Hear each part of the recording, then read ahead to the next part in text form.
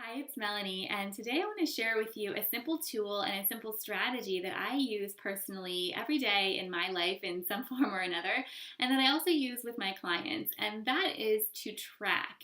And tracking anything, and I'll give you some examples of things that I like to track, but tracking really can give you some insight that you might not otherwise have because you write things down that you can refer to later and start putting pieces together that you may not really have noticed when you're just going about your daily life because you can't really remember everything that happened over the past few days or past few weeks.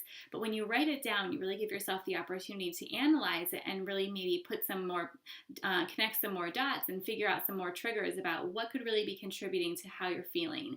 So things that I like to track, of course, as a nutritionist are food intake. Some clients are tracking weight. Some people also like to track their symptoms and how they're feeling and trying to see if there's any correlation between what they eat and how they feel. I also like to track bowel movements because your digestion is so important to everything else that goes on in your body, and we want to see how that's working.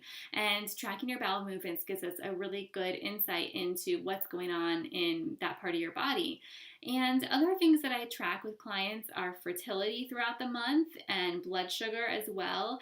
So there's so many things that you can track and so much data that you can gather on your own about yourself, just in your own home through your daily life. So you can either use your phone, you use different apps, or just do pen and paper. And I will give you the journal and a link to the journal that I use with my clients for food diary tracking. And you can track anything else on there as well. You can track your sleep patterns and you can track your water intake. There's just so many things you can do to start putting the pieces together for yourself and find the triggers that are really contributing to how you feel. So what I love about this is that even though it can be kind of a detail-oriented process and it can be a little bit labor-intensive to remember to write everything down throughout the day, but you only have to do it for a few days and you can get so much information about yourself from tracking that you don't necessarily have to run out and go to the doctor and get labs run. There's so much that you can figure out about yourself just from keeping track and going back and analyzing it. So as an example, I probably told you before that it can take up to 3 days for food reactions to show up.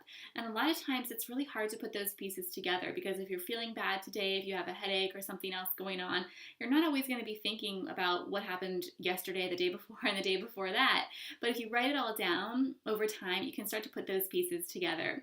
So I will link to the journal that I use, and I encourage you to think of at least one thing to start tracking over the next few days or even up to a week, and see if anything that you write down can really help you figure out what changes to make and see if that makes you feel better.